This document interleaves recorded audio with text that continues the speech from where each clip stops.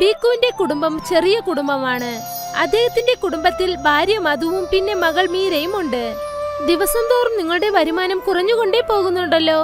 നിങ്ങൾ ഈ ചാറ്റ് വ്യാപാരം കളഞ്ഞിട്ട് വേറെന്തെങ്കിലും ജോലിക്ക് പോയിക്കൂടെ? കുറഞ്ഞത് നമുക്ക് നന്നായിട്ട് ആഹാരമെങ്കിലും കഴിക്കാം. നിനക്ക് തന്നെ അറിയാലോ, ഞാൻ ഈ ചാറ്റ് കട കുറെ കാലങ്ങളായിട്ട് വെക്കുന്നുണ്ട്. ഇപ്പൊ ആ കട മര്യാദയ്ക്ക് പോകുന്നില്ലത് കൊണ്ട് എനിക്ക് ആ കട മൂടി വെക്കാൻ പറ്റില്ല. ഇനി കുറച്ച് ദിവസം കൊണ്ട് എല്ലാം ശരിയാവുന്ന എനിക്ക് വിശ്വാസമുണ്ട്. കസ്റ്റമേഴ്സും വന്ന് തീർച്ചയായിട്ടും എന്റെ ചാറ്റ് ഐറ്റം കഴിക്കുന്ന വിശ്വാസമുണ്ട്. എപ്പോഴാണോ നിങ്ങളുടെ കടയുടെ അടുത്തായിട്ട് രമണി ചാറ്റ് കട ഓപ്പൺ ചെയ്തോ അന്നു മുതൽ എല്ലാരും അവിടെ ചെന്ന് ചാറ്റ് കഴിക്കാൻ തുടങ്ങി. എന്നെ കൊണ്ട് വേറെ എന്താ ചെയ്യാൻ പറ്റുക? ഞാൻ കുറെ സാധനങ്ങൾ വെച്ചിട്ട് നല്ല രുചിയുള്ള ചാറ്റ് ഐറ്റംസ് ആണ് ചെയ്യുന്നത്. ഇതിന്റെ മുകളിൽ ഞാൻ എന്താ ചെയ്യേണ്ടത്? എന്തെങ്കിലും ചെയ്യൂ, പക്ഷെ വീട്ടിലേക്ക് കാശ് കൊണ്ടുവരും. ഇല്ലെങ്കിൽ ഞാൻ മീരയും കൂട്ടിക്കൊണ്ട് എന്റെ അച്ഛന്റെ വീട്ടിലേക്ക് പോകും. എന്നെ കൊണ്ട് ഇങ്ങനെ വിശന്ന് ചാകാൻ പറ്റില്ല. നീ ഇങ്ങനെ പറയല്ലേ. ഇന്ന് ഞാൻ തീർച്ചയായിട്ടും പൈസ കൊണ്ടുവരാം. ബീക്കു അവന്റെ വസ്തുക്കളൊക്കെ എടുത്തുകൊണ്ട് അവന്റെ കടയുടെ അരികിലേക്ക് ചെന്നു. പോകുന്ന വഴിയിൽ അവൻ പച്ചക്കറി കടയുടെ അടുത്തായി നിന്നു. ചേട്ടാ, എനിക്ക് 2 കിലോ ഉരുളക്കിഴങ്ങും പിന്നെ 2 കിലോ ഉള്ളിയും വേണം. എല്ലാം ഫ്രഷ് അല്ലേ? എന്റെ ചേട്ടാ, നിങ്ങള് ചാറ്റ് കടയില് വെച്ചിരിക്കുന്നത്. പിന്നെ എന്തിനാ നിങ്ങൾ ഫ്രഷ് ആയുള്ള ഉരുളക്കിഴങ്ങും ഉള്ളി വേണം ചോദിക്കുന്നത്? നിങ്ങൾക്ക് ആ പഴയ ഉരുളക്കിഴങ്ങും ഉള്ളി വാങ്ങിച്ചൂടെ? അത് ഞാൻ നിങ്ങൾക്ക് കുറഞ്ഞ വിലയിൽ തന്നേക്കില്ലേ? ആലോചിച്ച് നോക്ക്. ഇല്ലില്ല, ഈ ചാറ്റ് കട ഞാൻ ദിവസവും ഇടുകയാണ്. എനിക്ക് ആരെയും പറ്റിക്കാൻ പറ്റില്ല. എനിക്ക് നിങ്ങൾ നല്ല ഫ്രഷ് ആയുള്ള ഉരുളക്കിഴങ്ങും ഉള്ളിയും തരൂ. ശരി. അപ്പോഴാണ് അവിടേക്ക് രമണിക്ക് വന്നത്. എനിക്ക് 3 കിലോ ഉരുളക്കിഴങ്ങും 3 കിലോ ഉള്ളി തരൂ. ഫ്രഷ് ആയതാണോ? ഇല്ലല്ലല്ല, പഴയതനതാ. ഞാൻ കഴിക്കാൻ പോവുകയാണോ? അയ്യോ ചേട്ടാ, നിങ്ങളുടെ കസ്റ്റമേഴ്സിനൊക്കെ നിങ്ങൾ ഇതല്ലേ കൊടുക്കാൻ പോകുന്നത്? ഇത് നല്ല കാര്യമില്ല ചേട്ടാ. എടോ, ഏത് നല്ലത് ഏത് കെട്ടതെന്ന് നീ ഒന്നും ഞങ്ങൾക്ക് പറഞ്ഞു തരണ്ട. ഞാൻ എങ്ങനെ വേണമെങ്കിലും ഇട്ടോളൂ. നീ നിന്റെ ചാറ്റ് ഐറ്റത്തിന് ഫ്രഷ് ഉള്ള ഐറ്റം തന്നെ ഇട്ടോളൂ. എന്നിട്ട് നീ തന്നെ കഴിച്ചോ. അത് മാത്രല്ലാതെ നിന്റെ കടയിൽ ആരും വരുന്നില്ലല്ലോ കഴിക്കാൻ. ബീക്കു ഒരുപാട് വിഷമിച്ചു. എന്നിട്ട് അവൻ അവിടെ നിന്ന് പോയി. ബീക്കുവിന് മുൻപ് തന്നെ രമൺ അവന്റെ ചാറ്റ് കട ഓപ്പൺ ചെയ്തു കഴിഞ്ഞു. രമണിക് തന്റെ കട തുറന്നതും തന്നെ കസ്റ്റമേഴ്സിന്റെ കൂട്ടം അവിടേക്ക് വരാൻ തുടങ്ങി. പിന്നെ ബീക്കുവിന്റെ കടയിലേക്ക് ആരും തന്നെ വന്നില്ല. വരൂ വരൂ, കഴിക്കാൻ വരൂ. സ്വാദുള്ള പാപ്പടി ചാറ്റ്, സമോസ ചാറ്റ്, ദാഹി ചാറ്റ്, വരൂ വരൂ. ബീക്കു ശബ്ദമിട്ട് തന്റെ വ്യാപാരം ചെയ്തു. എങ്കിലും ആരും തന്നെ ആ കടയിലേക്ക് വന്നില്ല. പക്ഷേ രമണിക്കിന്റെ കടയിൽ ഒരുപാട് ആൾക്കാർ തിങ്ങി നെരുങ്ങി. ആദ്യം എനിക്ക് തരൂ. പറ്റില്ല, ആദ്യം ഞാനാ വന്ന, എനിക്ക് തരൂ. എല്ലാവർക്കും തരാം, ആര് ബഹളം വെക്കല്ലേ. തന്റെ കടയുടെ ഈ അവസ്ഥ കണ്ടിട്ട് ബീക്കുവിന് വിഷമം തോന്നി. ഞാൻ ഇത്രയും കഷ്ടപ്പെട്ട് ചെയ്താലും ആരും കഴിക്കാൻ വരുന്നില്ലല്ലോ. ദൈവമേ, നിങ്ങളാണ് എനിക്കൊരു വഴി കാണിക്കേണ്ടത്. ബീക്കു രാത്രി വരെ തന്റെ കട തുറന്നു വെച്ചിരുന്നു. പക്ഷെ അവൻ അന്ന് ഒരു വരുമാനവും കിട്ടിയില്ല. അവൻ സങ്കടത്തോടെ വീട്ടിലേക്ക് പോയി. ഇന്നും അതുപോലെ തന്നെയാണെന്ന് തോന്നുന്നു. അതെ, ഇന്നും എല്ലാ കസ്റ്റമേഴ്സും രമണീന്റെ അടുത്താണ് പോയിരിക്കുന്നത്. നിങ്ങൾ നിങ്ങളുടെ ചാറ്റ് കട തീർച്ചയായും മൂടിയേ പറ്റൂ. വീട്ടിൽ ആഹാരം ചെയ്യാൻ പോലും ഒന്നുമില്ല. ഈ അവസ്ഥ തുടർന്നാൽ പിന്നെ നമ്മൾ പട്ടിണി കൊണ്ട് ചത്തുപോകും. നീ മിണ്ടാതിരിക്കി, എല്ലാ കാര്യങ്ങളും ശരിയാവും. ഇത് തന്നെയാണ് നിങ്ങൾ 6 മാസങ്ങളായി പറഞ്ഞുകൊണ്ടിരിക്കുന്നത്. പക്ഷെ ഒന്നും മാറിയില്ല. നിങ്ങൾ മര്യാദയ്ക്ക് കാശ് കൊണ്ടുവന്നില്ലെങ്കിൽ ഞാൻ എന്റെ അമ്മയുടെ വീട്ടിലേക്ക് പോകും, മീരയും വിളിച്ചുകൊണ്ട്. പക്ഷെ എനിക്ക് കുറച്ചു ദിവസം കൂടി സമയം താ. വീട്ടിൽ ഇന്ന് മാത്രമേ ആഹാരമുള്ളൂ. നാളെ നിങ്ങൾ കാശുമായി വന്നാ നല്ലത്. അല്ലെങ്കിൽ ഈ വീട്ടിൽ നിങ്ങൾ തനിച്ച് ജീവിച്ചോളൂ. എന്റെ മോള് വിശന്നിരിക്കുന്നത് എന്നെ കൊണ്ട് കാണാൻ പറ്റില്ല. എന്തായാലും എന്റെ അച്ഛൻ ഞങ്ങൾ രണ്ടുപേരെയും നന്നായിട്ട് നോക്കും. ശരി. ഒരു വശത്ത് ബീക്കു ചാറ്റ് വിൽക്കാത്തതിനെ കുറിച്ച് ആലോചിച്ച് വിഷമത്തിലായിരുന്നു. മറ്റൊരു വശത്ത് അവന്റെ ഭാര്യ അവളുടെ ദേഷ്യം അധികരിച്ചുകൊണ്ടേയിരുന്നു. അടുത്ത ദിവസം ബീക്കു ദിവസവും പോലെ ചാറ്റ് റെഡി ചെയ്തു. എന്നിട്ട് അവൻ കടയിലേക്ക് തിരിച്ചു. പോകുന്ന വഴിയിൽ അവനെ പച്ചക്കറി കടക്കാരൻ വിളിച്ചു. എന്താ ചേട്ടാ, ഇന്ന് ഉരുളക്കിഴങ്ങ് ഉള്ളിയൊന്നും നിങ്ങൾക്ക് വേണ്ടേ? ഇല്ല ഏട്ടാ, ഇന്നലെ വാങ്ങിയത് തന്നെ എന്റെ അടുത്തുണ്ട്. ശരി. ബീക്കു അവന്റെ കടയിനരികിലേക്ക് ചെന്നു. എന്നിട്ട് എന്നത്തെയും പോലെ കട തുറന്നു. അടുത്ത് തന്നെ രമണും അവന്റെ കട തുറന്നു. രമന്റെ കടയിലേക്ക് ആളുകൾ വരാൻ തുടങ്ങി. വരൂ വരൂ, കഴിക്കാൻ വരൂ. സ്വാദുള്ള പാപ്പടി ചാട്ട്, സമോസ ചാട്ട്, ദാഹി ചാട്ട്, വരൂ വരൂ. അവൻ വിളിച്ചു വിളിച്ചു പറഞ്ഞിട്ടും ആരും തന്നെ വന്നില്ല. ആരും തന്നെ അവന്റെ കടയിലേക്ക് വന്നില്ല. അവന് വളരെ വിഷമമായി. എന്നിട്ട് അവൻ കരയാൻ തുടങ്ങി. ദൈവമേ, എനിക്ക് മാത്രം എന്താ ഇങ്ങനെ സംഭവിക്കുന്നത്? ഇന്ന് മാത്രം ഞാൻ കാശ് കൊണ്ടുപോയിട്ടില്ലെങ്കിൽ ഞങ്ങളുടെ വീട്ടിൽ കഴിക്കാൻ ഭക്ഷണം പോലും ഉണ്ടാവില്ലല്ലോ. പിന്നെയും മധു എന്നെ വിട്ടിട്ട് അവളുടെ അമ്മയുടെ വീട്ടിലേക്ക് പോവുമല്ലോ. എനിക്കൊന്നും അറിയുന്നില്ല എന്താ ചെയ്യേണ്ടത്. അപ്പോഴാണ് ബീക്കുവിന്റെ കടയിലേക്ക് ഒരു വയസ്സായ അമ്മ വന്നത്.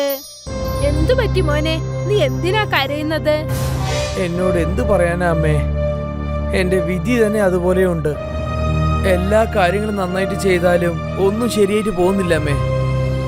ഞാൻ ശുദ്ധമായ സാധനങ്ങൾ കൊണ്ടാണ് ചാറ്റ് ഐറ്റംസ് ഉണ്ടാക്കുന്നത്. പക്ഷെ എല്ലാരും രമണി കടയിലേക്കാണ് പോകുന്നത്. എന്റെ കുടുംബത്തിലുള്ളവർ എല്ലാരും ഭക്ഷണം പട്ടിണി ദാരിദ്ര്യം കൊണ്ടിരിക്കണം അമ്മേ. നീ വിഷമിക്കേണ്ട മോനെ. ഇത് മാന്ത്രിക മസാലയാണ്. ഇത് നിന്റെ ചാറ്റിൽ നീ ചേർത്താൽ പിന്നെ ഒരുപാട് കസ്റ്റമേഴ്സ് ഇവിടേക്ക് വരും. പിന്നെ നിന്റെ എല്ലാ കഷ്ടവും ശരിയാകും മോനെ. വിഷമിക്കേണ്ട മോനെ. ബീക്കു ആ മസാല അവരുടെ കയ്യിൽ നിന്നും വാങ്ങിയതും തന്നെ ആ അമ്മ അവിടെ നിന്നും മാഞ്ഞുപോയി. ഇവരെവിടെ പോയി? അമ്മേ, അമ്മേ. ബീക്കു ആ അമ്മയെ എല്ലാ സ്ഥലത്തും തേടി നോക്കി. പക്ഷെ അവരെ എവിടെയും കണ്ടില്ല. ഈ അമ്മ ആരാണ്? അവരെവിടെയാണ് പോയത്? അപ്പോഴീ മസാല ശരിക്കും മായ മസാലയാണോ? ബീക്കു ആ മസാല ഓപ്പൺ ചെയ്തു. എന്നിട്ട് അതിൽ നിന്നും കുറച്ച് മസാല തന്റെ ഉരുളക്കിഴങ്ങിലേക്ക് ആഡ് ചെയ്തു. അവൻ അങ്ങനെ ചെയ്തതും തന്നെ എല്ലാ കസ്റ്റമേഴ്സും അവന്റെ കടയിലേക്ക് വന്നു. എനിക്കൊരു ചാറ്റ് തരൂ. എനിക്കൊരു ആലു ചാട്ട്. എനിക്ക് എരിവുള്ള പപ്പടി ചാട്ട്. ഇപ്പൊ തന്നെ എടുത്തു തരാം. ബീക്കു എല്ലാവർക്കും ചാറ്റ് ചെയ്തു കൊടുക്കാൻ തുടങ്ങി. കസ്റ്റമേഴ്സ് ഒക്കെ അത് ഇൻട്രസ്റ്റോടെ കഴിച്ചു. ഒരു കസ്റ്റമർ പോയതും തന്നെ അടുത്ത കസ്റ്റമർ വന്നുകൊണ്ടേയിരുന്നു. ആദ്യമായിട്ടാണ് ബീക്കു ഇത്രയും കാശ് കാണുന്നത്. കുറച്ചു സമയത്തിനകം തന്നെ അവരുടെ ചാറ്റ്സ് ഒക്കെ കാലിയായി. ഇപ്പോൾ രമണിക്കിന്റെ കടയിൽ ആരും തന്നെ ഇല്ല. രമണി ദേഷ്യത്തോടെ ബിക്കുവിനെ നോക്കിക്കൊണ്ടിരുന്നു. ബീക്കു തന്റെ കട മൂടിയിട്ട് അവിടെ നിന്ന് വീട്ടിലേക്ക് പോയി. ഇതാ എന്റെ മക്കളെ, ഇത് തള്ള കാശ്. ഇത്രയും നിറയെ കാശോ? ഇതാ മോളെ നിനക്കുള്ള ചോക്ലേറ്റ്. അമ്മ ഇവിടെ നോക്കൂ, അച്ഛൻ എനിക്ക് വേണ്ടി ചോക്ലേറ്റ് വാങ്ങിക്കൊണ്ടുവന്നു. നല്ല അച്ഛൻ. ഇത്രയും കാശ് എവിടെ നിന്നാ കിട്ടിയത്? നമ്മുടെ കടയിലുണ്ടാക്കിയ കാശാണ്. ബീക്കു മധുവിനോട് ആ മാന്ത്രിക മസാലയെ കുറിച്ച് പറഞ്ഞു. വാവ്, ഇത് വളരെ നല്ല കാര്യമാണല്ലോ. എടീ, ഇതിനു ശേഷം നമുക്ക് നല്ല കാലം പഴിച്ചു. ഇതിനു ശേഷം ഞാൻ വെറും കൈകൊണ്ട് വരാൻ പോകുന്നില്ല. ഒരുപക്ഷെ ആ മാന്ത്രിക മസാല കാലിയായി പോയാൽ? അതിന് എന്റെ അടുത്തൊരു വഴിയുണ്ട്. ബീക്കു ഒരു ചാക്ക് മസാല കൊണ്ടുവന്നു. എന്നിട്ട് അവൻ ആ മാന്ത്രിക മസാല ആ ചാക്കിലേക്ക് ഇട്ടു. അപ്പോൾ മുഴുവൻ മസാലയും മാന്ത്രികയുള്ളതായി. ദൈവമേ, ഇപ്പൊ ഈ മൊത്തം മസാലയും മാജിക് മസാലയാണ്. ഇതേപോലെ എപ്പോഴും നമുക്ക് മായ മസാല കൊണ്ട് ഭക്ഷണം ഉണ്ടാക്കാം. അപ്പോൾ ദിവസവും ഇത്രയും കാശ് നമുക്ക് കിട്ടുമോ? അടുത്ത ദിവസം മുതൽ ബീക്കു വളരെ സന്തോഷത്തോടെ തന്റെ കട തുറന്നു. എന്തുകൊണ്ടെന്നാൽ കട തുറന്ന ഉടൻ തന്നെ അവന്റെ കടയിലേക്ക് കസ്റ്റമേഴ്സ് വരും. ബീക്കു വളരെ സന്തോഷവാനായിരുന്നു. കുറച്ചു ദിവസങ്ങൾക്ക് ശേഷം രമണിക്ക് അവന്റെ കട മൂടി. ഇപ്പോൾ ആ ഏരിയയിൽ ബിക്കുവിന്റെ കട മാത്രമേ ഉള്ളൂ. എപ്പോഴും കസ്റ്റമേഴ്സിന്റെ കൂട്ടം ഉണ്ടായിരുന്നു. ഇതെല്ലാം തന്നെ ആ മാന്ത്രിക ചാറ്റ് മസാല കാരണമാണ് നടന്നത്. ചനാസോർഗരം ചനാസോർഗരം ചനാസോർഗരം. ബുന്ദേല മാർക്കറ്റിൽ ഈ ഒരു ശബ്ദം കേട്ടതും ജനങ്ങൾ ഹരിയാലയുടെ അടുത്തേക്ക് വരാൻ തുടങ്ങും. ആരൊക്കെ അവന്റെ ചന്ന മസാല കഴിക്കുന്നു അവർക്ക് അഭിനന്ദിക്കാതിരിക്കാൻ കഴിയുകയില്ല. ഹോ, ഈ ചനാസോർഗരം എന്ത് രുചിയുള്ളതാണ്. ചേട്ടാ, ഇതിനേക്കാൾ നല്ല ചന്ന മസാല വേറെ എവിടെയും കിട്ടില്ല. അയ്യോ ചേട്ടാ, നിങ്ങൾ ഇതിൽ എന്താ ഇടുന്നത്? അയ്യോ ചേട്ടാ, നമ്മളുടെ സ്പെഷ്യാലിറ്റി തന്നെ ആ മസാലയാ. ആ മസാലയാണ് ഇതിന് ടേസ്റ്റ് കൊടുക്കുന്നത്. ഓ, കൊള്ളാം കൊള്ളാം. എനിക്ക് 20 രൂപയ്ക്ക് കുറച്ചുകൂടി തരൂ. ഞാനിത് കൊണ്ടുപോയി എൻ്റെ കുട്ടികൾക്കും കുറച്ച് കൊടുക്കട്ടെ. ഹാ ഹാ, ശരി ചേട്ടാ, ശരി. ഹരിയാദിലെ പോകുന്നവർക്ക് ചന്ന മസാല വിറ്റുകൊണ്ടിരിക്കും. പിന്നെ ഇതുകൊണ്ട് അദ്ദേഹത്തിന് നല്ല വരുമാനവും കിട്ടിക്കൊണ്ടിരുന്നു. സന്ദീപ് ഹരിയായെ ദിവസവും കണ്ട് ദിവസവും തന്റെ മനസ്സിൽ ചിന്തിച്ചു കൊണ്ടേയിരിക്കും. ഈ ഹരിയുടെ കയ്യിൽ വണ്ടിയുമില്ല, കടയുമില്ല, എന്നിട്ടും സമ്പാദിക്കുന്നു. എന്നാൽ നമ്മൾ ഒരു കടയുമിട്ട് വെറുതെ ഇരിക്കുകയാണ്. എന്നിട്ട് പോലും ഒരു കസ്റ്റമേഴ്സും വരുന്നില്ല. ബുന്ദേലയിൽ ഇരിക്കുന്നവർക്ക് ചന്ന മസാലയാണ് ഒരുപാട് ഇഷ്ടമെന്ന് തോന്നുന്നു. ആ അത് ശരിയാണ്. അപ്പൊ നിങ്ങൾക്കും ചന്ന മസാല വിറ്റുകൂടെ? ആ ഞാനും അതിനെക്കുറിച്ചാ ചിന്തിച്ചത്. നാളെ തന്നെ ചെനാസോറ് കരവും പിന്നെ മസാലയും കൊണ്ടുവരണം. അത് കഴിഞ്ഞ് ഞാൻ നോക്കിക്കോളാം ആ ഹരിയ എങ്ങനെ സമ്പാദിക്കുന്നെന്ന്. ചന്ന മസാല വിൽക്കുന്നത് വളരെ എളുപ്പമായിരിക്കുമെന്ന് സന്ദീപും അവന്റെ ഭാര്യയും വിചാരിച്ചു. അടുത്ത ദിവസം സന്ദീപ് അവന്റെ പൊരിക്കടയിൽ ചന്ന മസാലയെ വിൽക്കാനായി വച്ചു. പിന്നെ പുറത്ത് ചന്ന മസാലയുടെ ബോർഡും വച്ചു. ആ ബോർഡ് കണ്ട ഒരു സ്ത്രീ അവന്റെ കടയിലേക്ക് വന്നു. ആഹാ ചേട്ടാ, നിങ്ങള് ചന്ന മസാല വിൽക്കാൻ തുടങ്ങിയോ? ആ അതെ ചേച്ചി, ഞാൻ നിങ്ങൾക്ക് കുറച്ച് തരട്ടെ? ആഹാ, ചെയ്തു തരൂ. ഇന്ന് നിങ്ങൾ ഉണ്ടാക്കിയത് ഞാൻ രുചിച്ചു നോക്കട്ടെ. ഹരിയ ചേട്ടൻ ഉണ്ടാക്കുന്ന പോലെ അത്ര നന്നായിട്ടില്ല. അത് കഴിഞ്ഞ് വീണ്ടും കുറച്ചു പേർ വന്ന് സന്ദീപ് ചെയ്യുന്ന ചന്ന മസാല കഴിച്ചു നോക്കി. അവര് സന്ദീപിനോട് ഇതാണ് പറഞ്ഞത്. കുറച്ചു നേരം കഴിഞ്ഞ് ഹരിയ ആ സ്ഥലത്തേക്ക് നടന്നുകൊണ്ടേ വന്നപ്പോൾ എല്ലാ കസ്റ്റമേഴ്സും ഹരിയുടെ അടുത്തേക്ക് പോകാൻ തുടങ്ങി. ഹേ ചേട്ടാ, എനിക്ക് 20 രൂപയ്ക്ക് തരൂ. ആ എനിക്കും. കസ്റ്റമേഴ്സ് ഇങ്ങനെ പോകുന്നത് കണ്ട് സന്ദീപിന്റെ അസൂയ വീണ്ടും കൂടി വന്നു. അയ്യോ, ഈ ഹരിയെ കസ്റ്റമേഴ്സിനെ കിട്ടാൻ എന്ത് മായാജാലമാ ചെയ്തത്?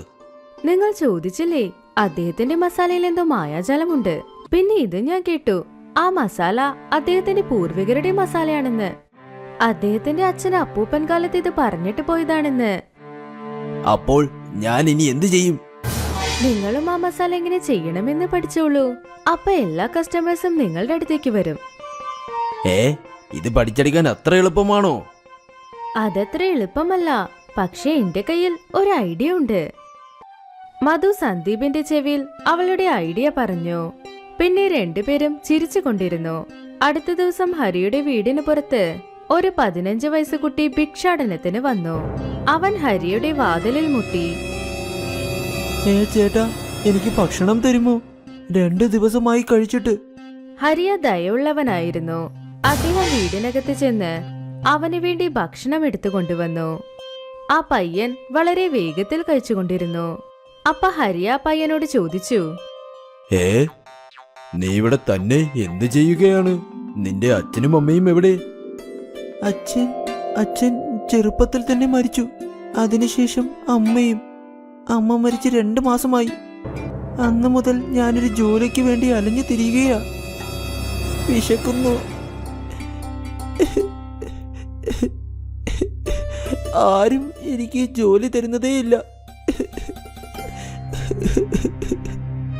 അയ്യോ, കരയാതെ മുന്നാ, ഞാനിവിടെ ഇല്ലേ? നീ എന്റെ അടുത്ത് തന്നെ ജോലി നോക്ക്. നിനക്ക് ഞാൻ വയറ് നിറയെ ആഹാരം തരാം. അതുപോലെ നിനക്ക് ഞങ്ങളുടെ കൂടെ ഞങ്ങളുടെ വീട്ടിൽ തന്നെ താമസിക്കാം. താങ്കൾ യഥാർത്ഥത്തിൽ എന്റെ ദൈവമാ.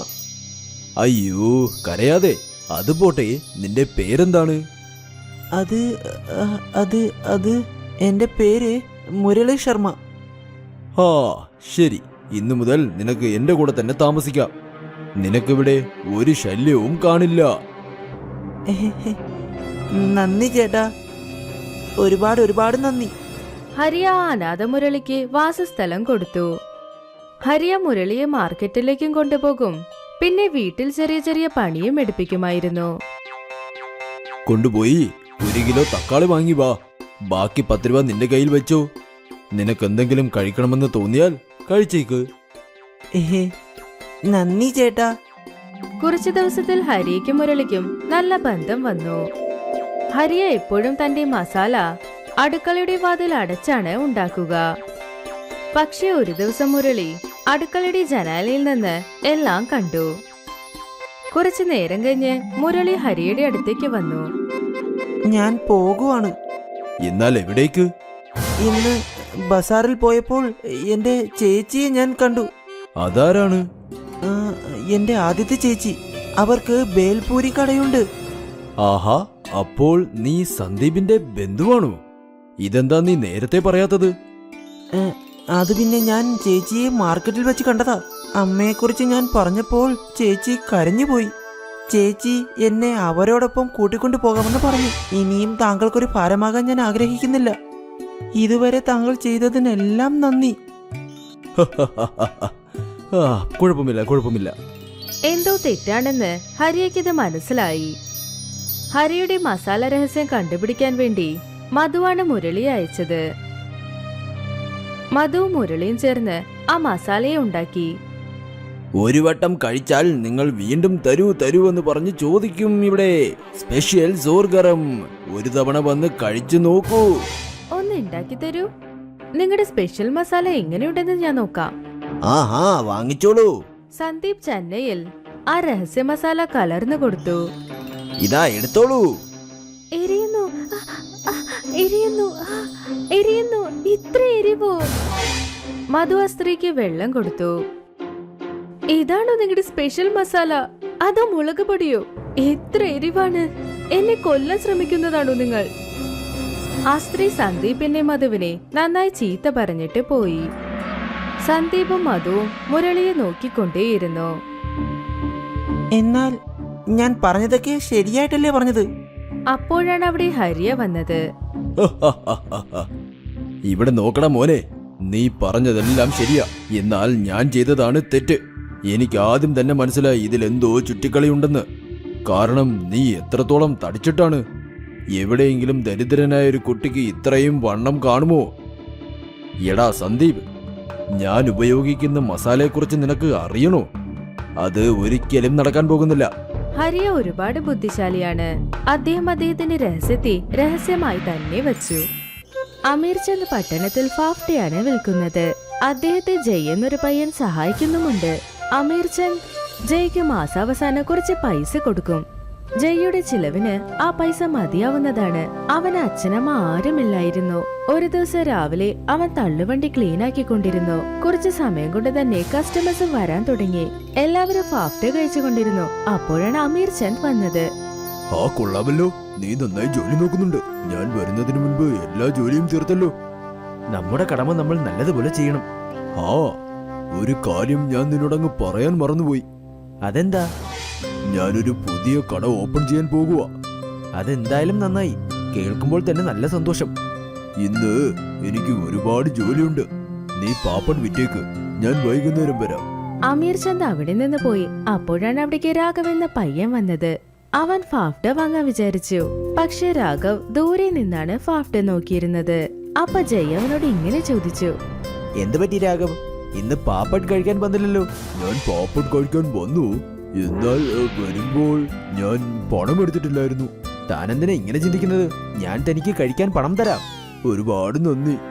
ഞാൻ തനിക്ക് പിന്നെ പണം തരാം. രാഘവ് ഫാഫ്റ്റ കഴിച്ചിട്ട് പോയി. ഇതുപോലെ അവിടേക്ക് വരുന്ന ഒരുപാട് പേർക്ക് ജയ് ഫാഫ്റ്റ കൊടുത്തുകൊണ്ടിരുന്നു. അത് അമീർ ചന്ദിന് ഒട്ടും ഇഷ്ടപ്പെട്ടിരുന്നില്ല. വൈകുന്നേരം അമീർ ചന്ദ് തിരിച്ചു വന്നു. ഇന്ന് എത്രത്തോളം സെയിലായി? ഇന്ന് കുറച്ച് ബാക്കി വന്നിട്ടുണ്ട്. കുഴപ്പമില്ല, ഇത് നാളെ നോക്കാം. ആ, എന്നാൽ എന്താ? ആ, ഞാൻ ചിന്തിച്ചത് കുറച്ച് പാപ്പട് എടുത്തുകൊണ്ട് പോയി റോഡിലിരിക്കുന്നില്ലേ, അവർക്കൊക്കെ കൊടുക്കാമെന്നാ. നിനക്കെന്താ ഭ്രാന്തുണ്ടോ? ഞാൻ വെറുതെ ചിന്തിച്ചു, അത്രേ ഉള്ളൂ. പാവം, അവർക്ക് സഹായമാകുമല്ലോ. അതൊന്നും എനിക്കറിയില്ല. പിന്നെ ഒരു കാര്യം, ഇനി ആർക്കെങ്കിലും നീ ഫ്രീ ആയി ഫാഫഡ് കൊടുത്താൽ ഞാൻ നിന്നെ ജോലിയിൽ നിന്നും പുറത്താക്കും. എന്നാൽ മുതലാളി, നീ പോയിട്ട് നാളെ രാവിലെ വാ. ജയ് പുറപ്പെട്ടു. അടുത്ത ദിവസം രാവിലെ ജയ് എപ്പോഴും പോലെ കടയിലേക്ക് വന്നു. പിന്നെ ഫാഫ്റ്റ വിൽക്കാനും തുടങ്ങി. പക്ഷെ അപ്പോഴാണ് അവിടേക്ക് ഒരു പിച്ചക്കാരൻ വന്നത്. എനിക്ക് ഒരുപാട് വിശക്കുന്നു. കഴിക്കാൻ നിങ്ങൾ എന്തെങ്കിലും തരാമോ? ആ, പോ, ഇവിടെ ഒന്നുമില്ല.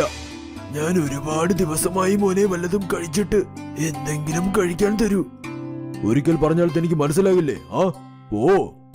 മുതലാളി, ഇദ്ദേഹം കഴിക്കുന്നതിന്റെ പണം ഞാൻ തരാം. ആ, ശരി. നീ അയാൾക്ക് പാഫഡ് കൊടുത്ത് നിന്റെ കയ്യിലുള്ള പണം എല്ലാം ചിലവാക്ക്. നാളെ മുതൽ ഇവിടെ വരണ്ട.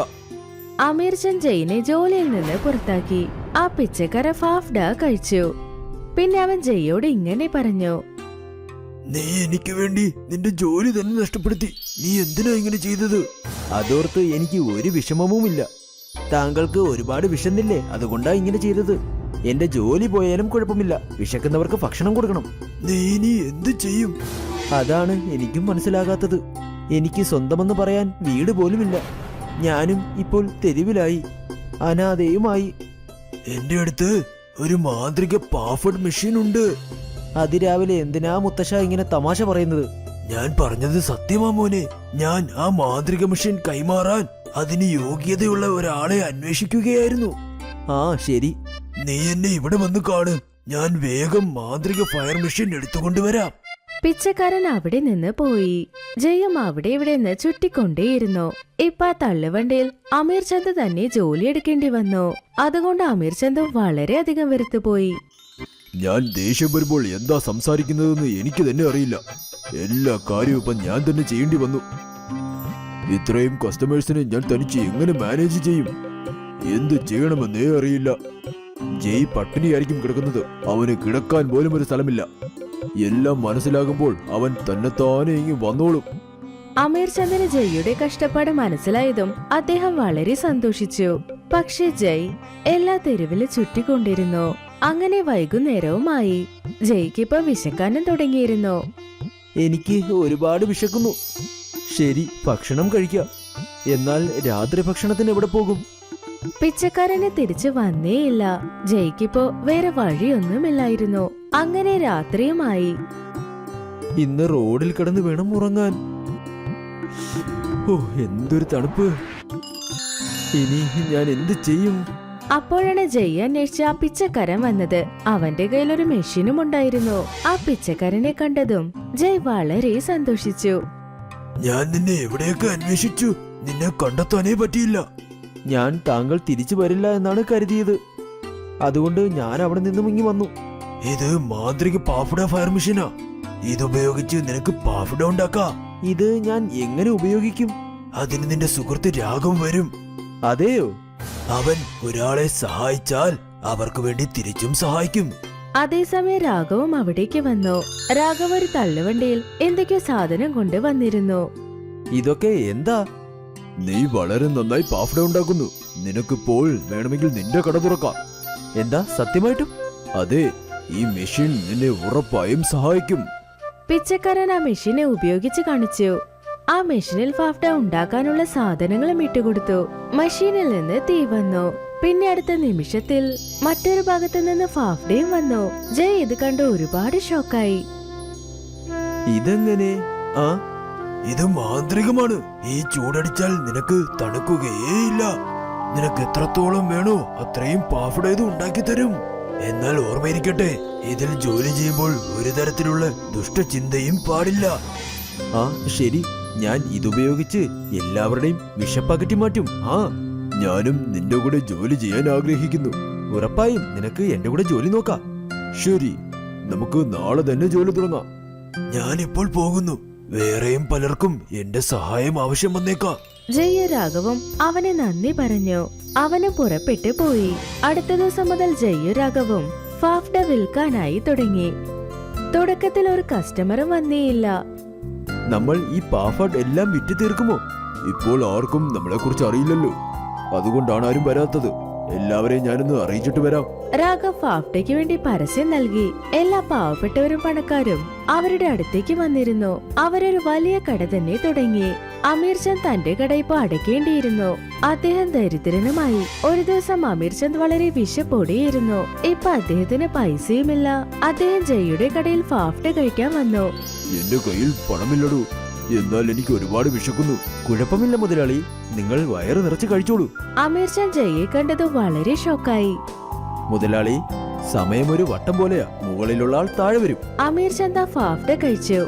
തന്റെ തെറ്റ് മനസ്സിലാക്കി വിഷമിച്ചു. ജയ്യും രാഘവും ഇതുപോലെ സേവനങ്ങൾ ചെയ്തുകൊണ്ടേയിരുന്നു. പിന്നെ അവർ പണക്കാരുമായി.